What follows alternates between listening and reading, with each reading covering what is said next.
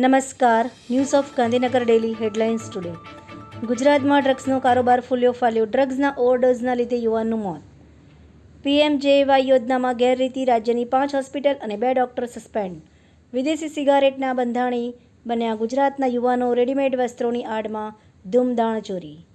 સૌરાષ્ટ્રના વિવિધ ભાગોમાં પીજીવીસીએલની ટીમના દરોડા. લાખો રૂપિયાની વીજ ચોરી ઝડપાઈ.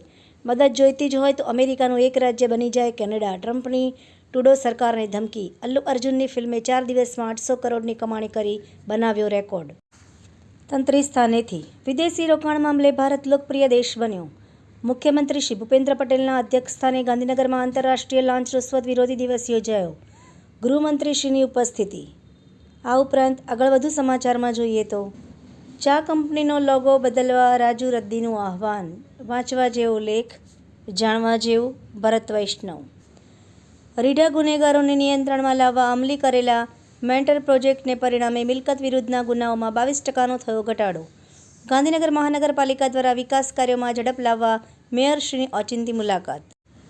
એનઓજી સાહિત્ય સરિતા ગ્રુપ વિષય માફી. એના ઉપર સર્જકોની ખૂબ જ સુંદર વિવિધ રચનાઓ. વિધાનસભાના અધ્યક્ષ શ્રી શંકરભાઈ ચૌધરીના હસ્તે થરાદના મોટી પાવડ ખાતે નવનિર્મિત હોસ્ટેલ સંકુલનું કરાયું લોકાર્પણ. એમસીએફ ખાતે ડાયાબિટીસ અને હૃદયરોગ રોકવા તેમજ ઓર્ગન ડોનેશન અંગે પરિસંવાદ.